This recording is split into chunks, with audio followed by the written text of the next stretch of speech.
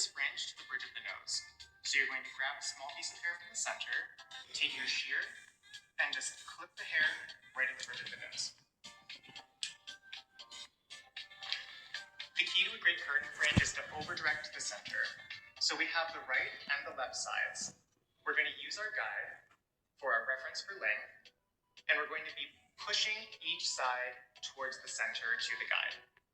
Stand in front of the head when you're cutting the fringe. We're going to pull the left side to the center of the front, and if your body's standing in the front, you'll naturally pull it to the center.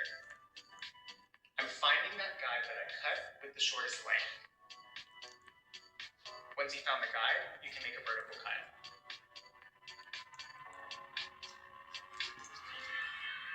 Because we pulled the section to the center of the hairline, it's going to get longer as it works towards the cheekbone. Take a small piece of your fringe as a guide for the other side, and clip the rest of the hair out of the way. Remember to keep your body centered in the front of the head. This is going to help you achieve balance for each side of the fringe.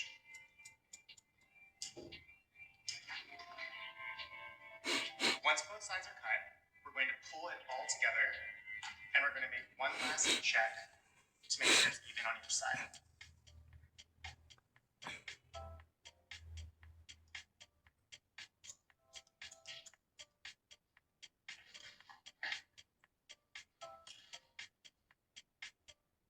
So now that we've cut the fringe, we're going to move on to the sides. Start by finding the high point of the head.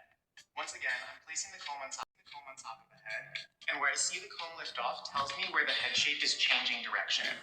That tells us where the high point is. From that high point, we'll take a vertical parting down to the ear.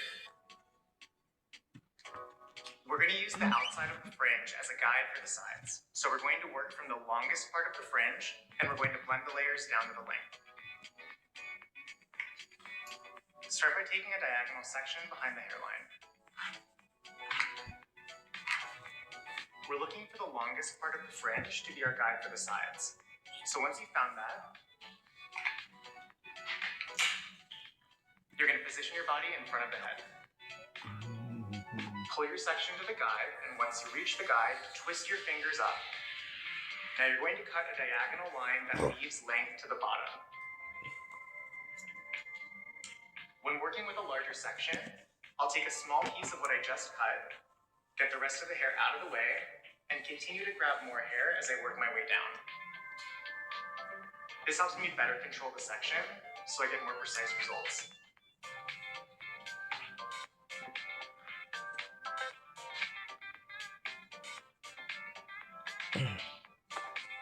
Now you can start to see how that fringe is blending into the face framing layers.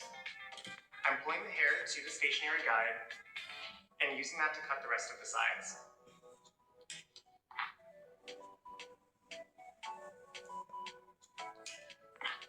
When you're pulling towards one stationary guide in a haircut, you're creating something called over-direction. What over-direction does is it creates weight and length in the opposite direction of the cut. So by pulling all this hair to the front guide, I'm cutting layers that are short in front and that dramatically get much longer as they work towards the back.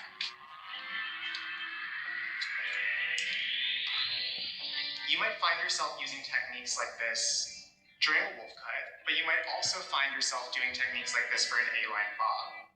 So if you've ever seen those bobs where the hair gets much longer to the front, that's because it was over-directed to the back. Because we're over-directing the hair to the front, we're creating short layers and maintaining more length to the back.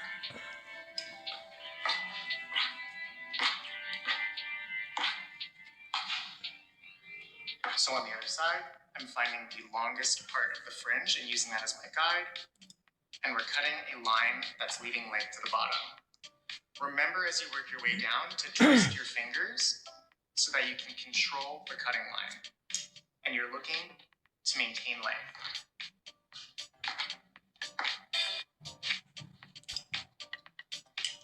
Before I move on to the back, I'm going to take a small parting at the top of the head, and I'm just going to check for the balance of the layers on each side. So I'm going to pull the hair up, and it looks pretty balanced to me. Just check it a little bit. And now we know that our guide for the layers in the back is going to be even on each side. Take your comb and place it on the bottom hairline. Place the comb flat on the head, and where you see the comb lifting off the head is where the head is changing direction. From that point, I'm going to take a horizontal parting to divide the bottom and the top of the bed.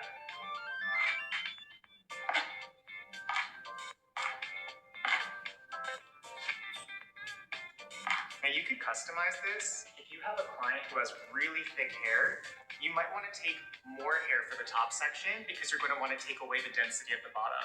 But for a guest who has really thin hair, or if you have very fine hair texture, you might want to maintain more density at the bottom so the ends don't look too thin. The back is going to be cut in pie-shaped sections. So that means each subsection will radiate off the top of the head.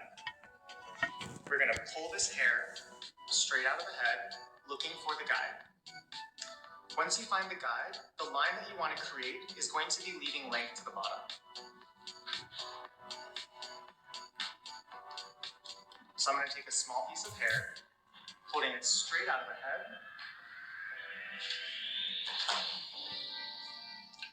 and from the guide,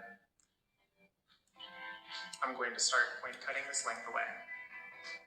Remember to drop the hair that you've already cut as you work your way down the section. This is the best way that you can maintain control as you work your way all the way down to the length. I've found that when I take sections too large, it leads to a lot of inconsistencies in my haircut. So mastering the ability to take smaller pieces of hair and follow a continuous cutting line is going to result in much cleaner results, and it's going to give you a much better hairstyle overall.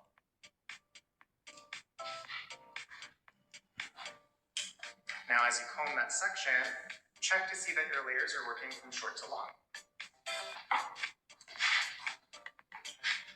I'm going to take a small amount from the section we just cut, and we're going to take another pie-shaped section to continue cutting the back. Open this up and create more of an airy texture. I'm going to start by taking a small section, and we're going to slice into the hair. Now when you're slicing, you just want to make small channel cuts from about the middle of the strand and just remove a little bit of hair. Now watch closely. Look at the hair that we just took out. You want to have control and be very solid to a little bit more transparent. And if you want it even, and if you need to cut more, you can always do that afterwards. You'll see my fingers dropping down the section so that we create different channels of weight removal throughout the hair. Chin, I'm talking my shear down the strand to release the weight and create that spike. The idea here is to keep your shear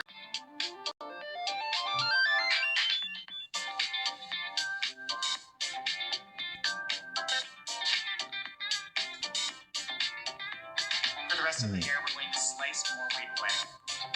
So start taking diagonal sections from the front